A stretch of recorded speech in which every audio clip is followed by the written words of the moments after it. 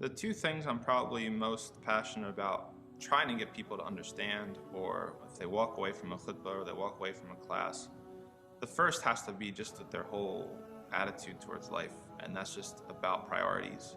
Just trying to get people, like, it's like a revelation, like a personal revelation. Once they kind of crack the shell and or it's like getting unplugged from the matrix, right? The world is so full of distractions, entertainment. So many people, they just work, family, entertainment, bed, eat, drink, sleep, Netflix, and that's their lives.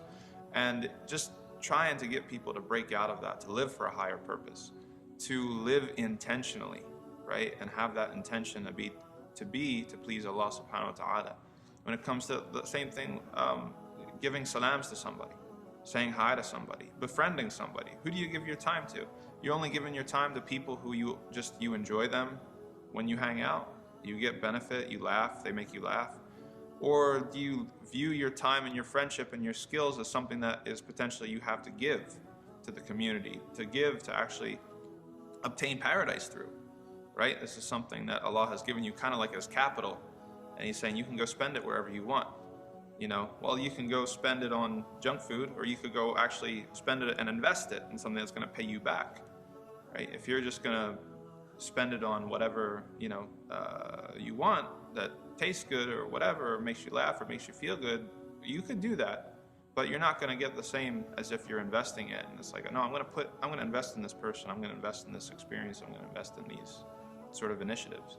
So that's the big thing, just trying to get people to break out of the monotony, the machine, trying to get people to see that everything in this life is just about, putting something away for your next life.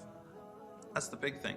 And then the second thing is more particular to the community that I'm in, which is trying to get people to appreciate the acceptable differences within Islam, right? That goes back to my training in comparative Islamic law and studying the 4 schools of law. A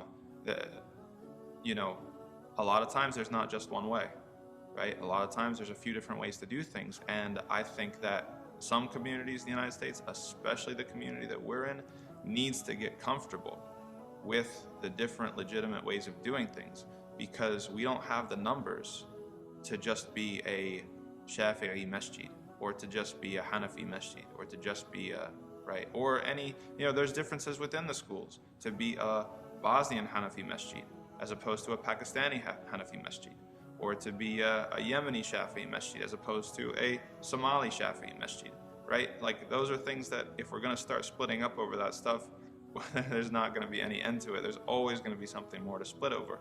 So trying to get people to buy in to a certain common denominator of what Islam is, the essentials, the fundamentals that we can't compromise on, and then getting people to appreciate the valid differences that we can live with and educate them as to, yes, this is a different way of doing things. It is traced back to the companions. It's supported by multiple scholars, and we can appreciate that for something that's beautiful.